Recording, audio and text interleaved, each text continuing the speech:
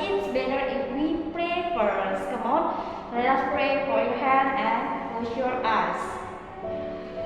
Dear Almighty God, thank you for your blessing until this time. Now we want to start our lesson.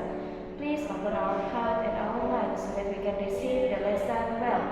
Please bless us, bless our teachers and our parents. Please forgive us for all our sins. Thank you God. Amen. Oke. Nah, tadi kita sudah berdoa. Now, biar anak-anak tetap semangat, seperti biasa as usual, we do tepuk PPK. Oke, are you ready? Yes, tepuk PPK. Religius, nasionalis, mandiri, gotong royong, integritas. Salam PPK. Salam cerdas, berkarakter, menyenangkan, luar biasa, hebat. Tepuk semangat.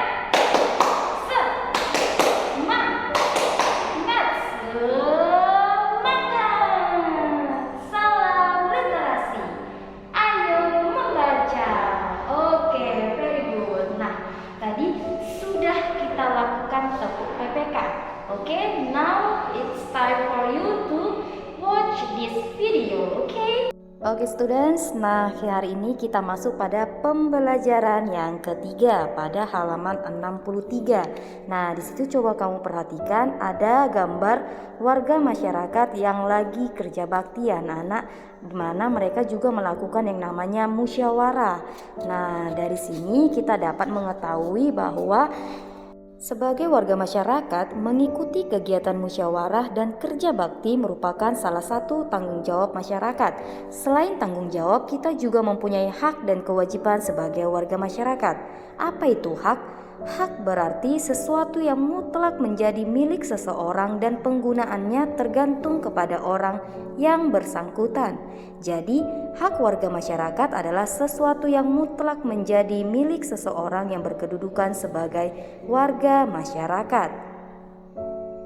Nah, selanjutnya kita akan membahas mengenai hak sebagai warga masyarakat itu yang pertama mendapat perlindungan hukum, yang kedua mendapatkan pekerjaan dan penghidupan yang layak, dan juga menikmati lingkungan bersih, hidup tenang dan damai, bebas memilih, memeluk dan menjalankan agama, dan juga berpendapat dan berorganisasi, dan mengembangkan kebudayaan daerah masing-masing. Selanjutnya kita membahas mengenai kewajiban sebagai warga masyarakat. Kewajiban berarti sesuatu yang harus dilakukan dengan penuh rasa tanggung jawab. Jadi, kewajiban warga masyarakat adalah sesuatu yang harus dilakukan seseorang sebagai warga masyarakat dengan penuh rasa tanggung jawab.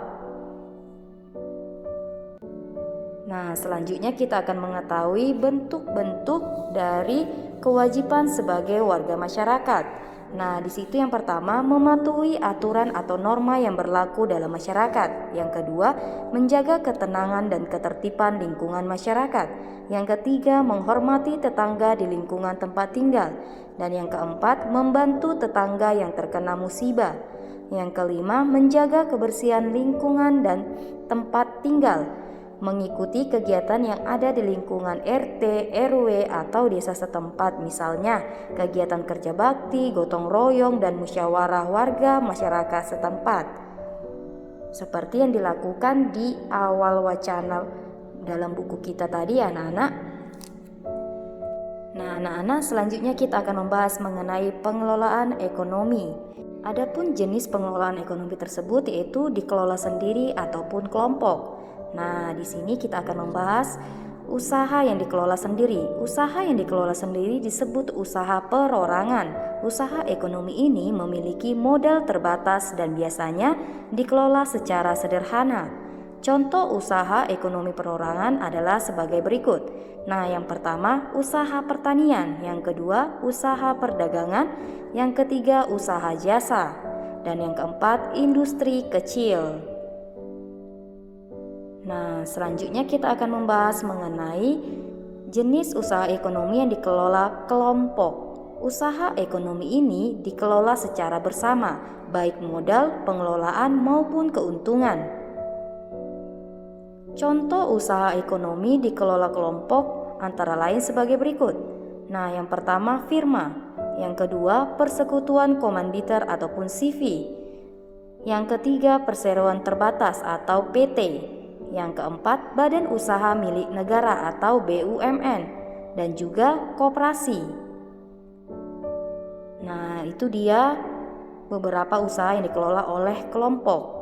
Nah, selanjutnya kita akan membahas mengenai jenis-jenis usaha yang dikelola sendiri. Yang pertama, firma. Firma adalah usaha ekonomi bersama yang didirikan oleh orang sekurangnya 2 sekutu. Pendiri firma biasanya orang-orang yang saling kenal satu dengan yang lain. Setiap anggota firma memiliki hak untuk bertindak atas nama firma. Anggota firma juga bertanggung jawab secara penuh atas risiko kerugian firma. Usaha berbentuk firma biasanya bergerak di bidang layanan konsultasi hukum dan keuangan.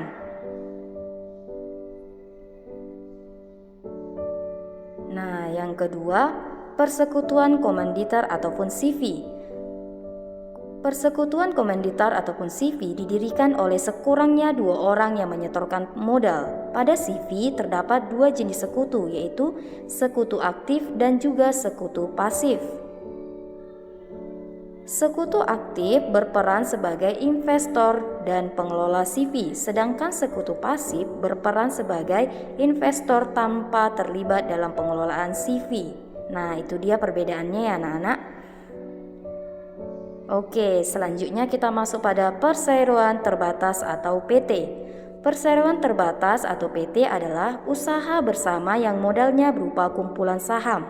Saham diartikan sebagai bukti kepemilikan suatu perusahaan atas penyetoran modal, di mana setiap saham memiliki nilai nominal tertentu. Pemilik saham akan memperoleh keuntungan berupa dividen. Nah, itu dia. Selanjutnya kita membahas mengenai BUMN. BUMN atau perusahaan negara yaitu sebuah perusahaan yang seluruh atau sebagian modalnya dimiliki oleh negara. BUMN dapat berbentuk perusahaan umum ataupun perum dan perseroan terbatas atau PT. BUMN bergerak di bidang usaha yang bersifat strategis atau vital.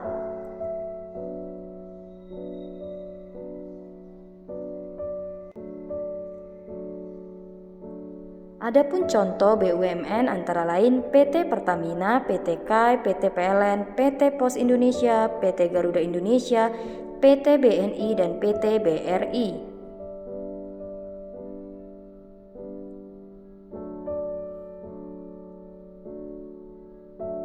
Nah, selanjutnya koperasi. Menurut Undang-Undang Nomor 25 Tahun 1992 tentang perkoperasian, koperasi adalah badan usaha yang beranggotakan orang-orang atau badan hukum koperasi dengan melandaskan kegiatannya berdasarkan prinsip koperasi sekaligus gerakan ekonomi rakyat yang berdasarkan azas kekeluargaan.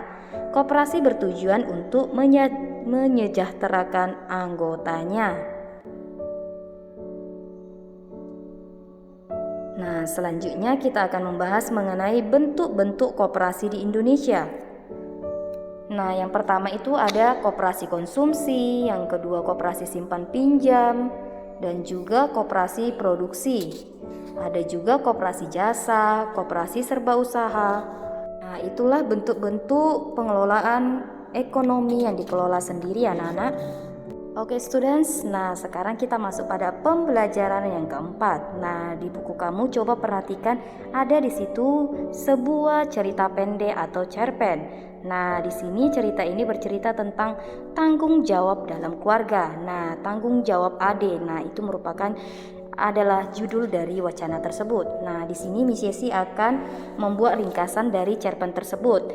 Nah, di mana di sini dijelaskan bahwa si Ade ini merupakan seorang adik dari seorang kakak yang bernama Kak Nina. Nah, Kak Nina ini adalah seorang kakak yang sangat penyabar dan bertanggung jawab terhadap keluarganya, di mana dia mau ataupun rela berkorban dengan berjualan kue berkeliling dengan menggunakan sepeda menggantikan ibunya yang sedang menjaga adiknya yang masih bayi. Sedangkan si Ade merupakan adik dari Kak Nina. Nah, si Ade ini sangat-sangat tidak bisa diharapkan untuk menjual kue tersebut. Nah, pada suatu hari si Kak Nina ini sedang sakit. Nah, mengingat ataupun mendengar kata-kata itu, si Ade langsung mencari alasan untuk tidak mau berjualan, sehingga dia tergesa-gesa untuk berangkat sekolah dengan alasan dia akan melakukan yang namanya adanya ulangan di sekolah. Itu dilakukannya untuk menolak tugas yang biasa dilakukan Kak Nina, yaitu berjualan. Nah, di sini Ade sengaja menolak tugas tersebut karena ia merasa malu. Ia tidak mau teman-temannya melihat bahwa dia naik sepeda sambil membawa keranjang-keranjang kue tersebut. Namun, sewaktu dia dalam perjalanan, dia masih pergi dalam waktu yang sangat pagi sekali sehingga sekolah pun belum buka. Nah, dia memutuskan untuk pergi ke rumah temannya. Nah, menunggu temannya untuk pergi ke sekolah. Nah, dalam perjalanan itu ataupun sesampainya di rumah temannya, Ade merasa bersalah kepada Kak Nina. Dia merasa bagaimana jika Kak Nina sakitnya Kak Tina bertambah parah, dan juga bagaimana kalau Kak Nina jatuh dari sepeda karena kepalanya pening. Dan Ade seperti ingin menangis selama perjalanan menuju ke sekolah. Hatinya begitu gundah, ia tak jadi ke rumah temannya. Dimana karena sekolahnya juga masih sepi. Nah, sesampainya dia di sekolah, dia tidak bisa konsentrasi mengikuti pembelajarannya. Dan juga ketika gurunya menegur dan menghampiri Ade, lalu Pak Adi menyentuh kepalanya dan terasa hangat, sehingga Pak Ade menyuruh Ade untuk pulang ke rumah. Nah, sesampainya dia di rumah, dia tergopoh-gopoh memasuki rumah dan langsung pergi ke kamar Kak Nina dan melihat keadaan Kak Nina. Nah, dia merasa bersalah atas tindakannya yang tadi itu. Nah, selalu si Ade pun meminta maaf kepada Kak Nina dan dia akan berjanji akan melakukan apa yang dikerjakan Kak Nina, seperti mengantarkan kue-kue itu ataupun jualan kue-kue itu. Nah, keesokan harinya ternyata Kak Nina belum sehat juga ataupun belum pulih, masih sakit. Nah, sehingga Ade benar-benar melaksanakan apa yang dijanjikannya, yaitu tanpa ragu lagi Ade menjinjing keranjang kue-kuenya. Dengan sepeda ia berkeliling mengantar kue-kue itu ke warung-warung.